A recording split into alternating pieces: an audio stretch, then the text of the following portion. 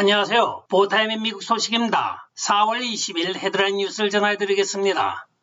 보타임의 오늘의 첫 번째 소식입니다. 바이든 행정부가 미국 내 유가 안정을 위하여 전략 비축유를 방출하기로 결정하였습니다. 그것은 앞으로 6개월 동안 매일 100만 배럴씩 1억 8천만 배럴을 방출한다고 발표하였습니다. 물론 바이든 행정부는 중간선거를 노리고 이 꼼수를 쓴 것도 사실입니다. 그런데 정작 그 전략 비축유가 미국 국내 시장에 풀리지 않고 엉뚱하게 유럽으로 향하고 있는 것으로 밝혀져 충격을 주고 있습니다. 제로 해치 보고에 의하면 수에즈맥스 선박의 어드밴티지 스프링이 원유를 가득 싣고 지금 로테르담으로 향하고 있다고 전해지고 있습니다. 조 바이든은 국내 유가가 치솟는 것을 러시아 탓을 했습니다. 그리하여 전략 비축유를 1억 8천만 배럴까지 방출하겠다고 공식 발표를 하였는데 정작 그 원유가 지금 로테르담으로 향하고 있는 것입니다.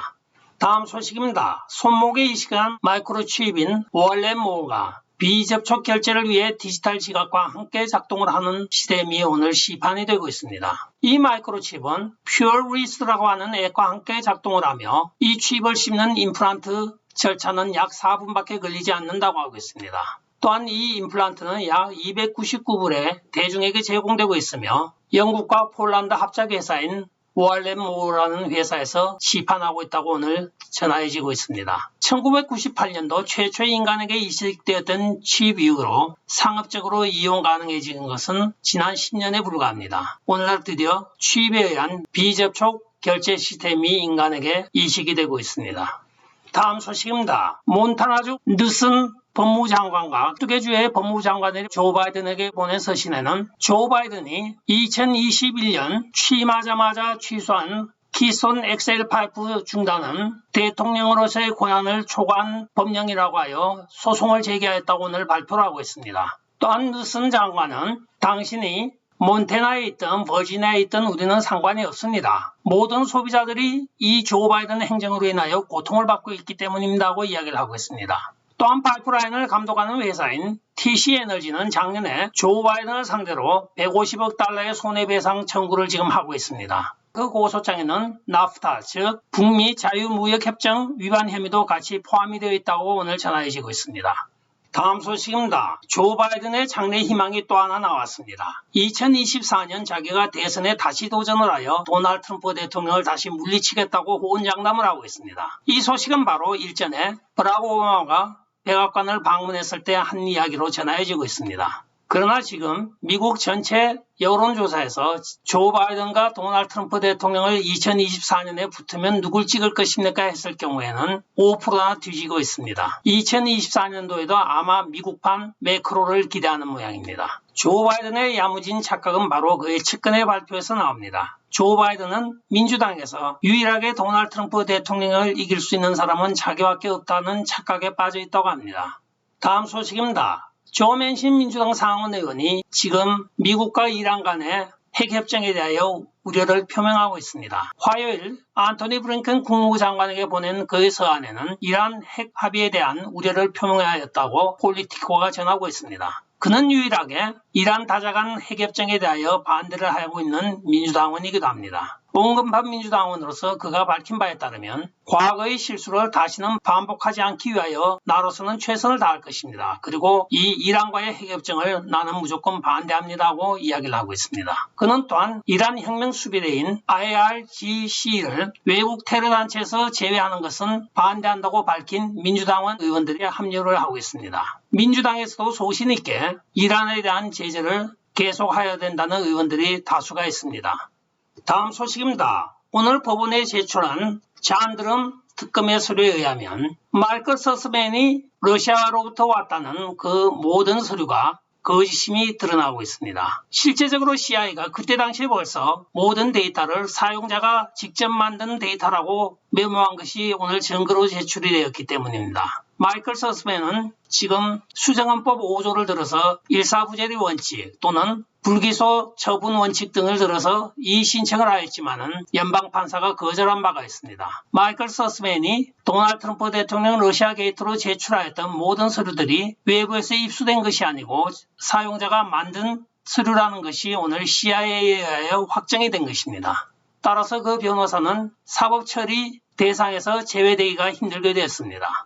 다음 소식입니다. 일론 머스크가 자기가 만약에 트위터를 인수한다고 하면 12명의 이사들에게 월급을 한 푼도 주지 않고 거기에 대한 300만 불은 투자자들에게 돌려주겠다고 이야기를 하고 있습니다. 그도 그럴 것이 실제적으로 트위터의 이사로 있는 자들이 거의 트위터 주식을 보유하고 있지 않습니다. 제일 많이 보유하고 있는 것이 사주인 잭 돌시가 2.253%밖에 없습니다. 미미 경우에는 0%입니다. 대부분이 0.001부터 0.0045% 사이에 다 그치고 있습니다. 그런데 이들이 트위터로부터 받아가는 보상금과 투자금은 기가 차지도 않습니다. 하나의 주식도 갖고 있지 않는 미미 경우에는 캐시로 35,000불을 수고비로 주고 있고 보상금으로 224,959불을 줘서 259,959불입니다.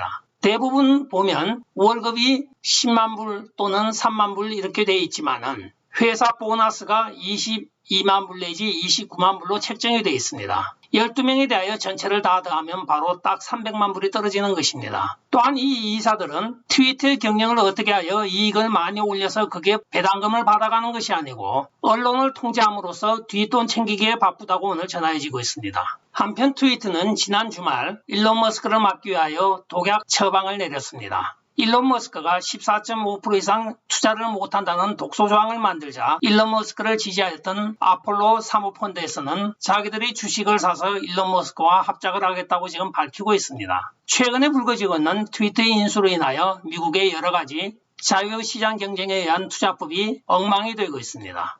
다음 소식입니다. 오늘 러시아 국방부 발표에 따르면 4월 19일 정오부터 2시까지의 인도적인 회랑을 열어놓을 테니 모든 아조프 스틸에 숨어있는 병력과 민간인들은 투항을 하라고 독려를 하고 있습니다. 이에 대하여 우크라이나 당국은 지금 공식적인 논평이 없는 상황이며 젤렌스키는 그 안에 민간인이 1000명이나 있다고 이야기를 하고 있습니다. 그러나 러시아에서는 그 안에 민간인이 있다는 아무런 증거도 없다고 이야기를 하고 있습니다. 한편 러시아군이 도청한 키예프와 아조프스틸 간의 통신 내용을 보면 아조프스틸에 갇혀있는 약 2,500명가량의 아조프 민병대와 우크라이나군이 키예프의 의향을 물어보고 있습니다. 그러나 키예프의 젤렌스키는 끝까지 남아서 결사항전하라고 이야기를 하고 있습니다. 숨어있는 아조프 민병대와 우크라이나군은 빠져나갈 길이 없습니다. 3중 포위망 속에 갇혀있고 지금 러시아 전폭기가 위에서 기다리고 있습니다. 시한이 지나면 특수폭탄으로 폭격을 하면 그 안에 있는 모든 저항군들은 다 사살이 되게 되어 있습니다.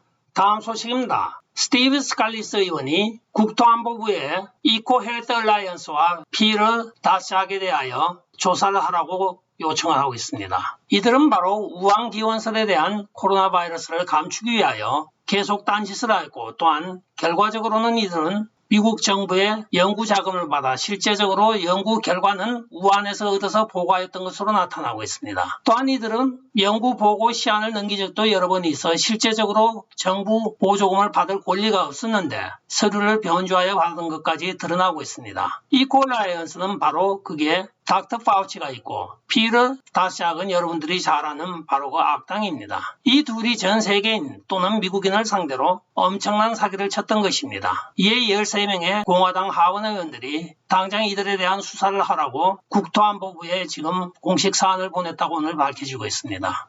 오늘의 마지막 소식입니다. 오늘 넷플릭스가 10년 만에 처음으로 가입자 감소를 입었다는 보고가 있었는데 시간의 거래에서 약 23%가 떨어졌습니다. 이는 2분기에 약 200만 명 이상의 가입자를 잃을 것이라는 예측과 같이 주식을 소유했던 사람들이 매도하는 열풍에 지금 합류를 하고 있습니다. 넷플릭스는 실제적으로 이전에는 250만 명이 1사분기에 가입을 더할 것이라고 예측하는 발표를 하였습니다. 그러나 오늘날 밝혀진 바에 따르면 러시아에서 서비스 중단으로 인하여 유료 멤버십이 약 70만 명의 가입자가 해지가 되었으며 그 영향을 빼더라도 최근 분기 동안에 약 50만 개의 가입자들이 탈퇴를 한 것입니다. 따라서 120만 명이 줄자 사람들이 패닉에 빠져서 그들의 주가를 마구 던지고 있습니다. 350불 정도에 놀고 있던 넷플릭스가 오늘 장 마감 후에 256불까지 떨어지고 있습니다. 끝까지 시청해 주셔서 감사합니다.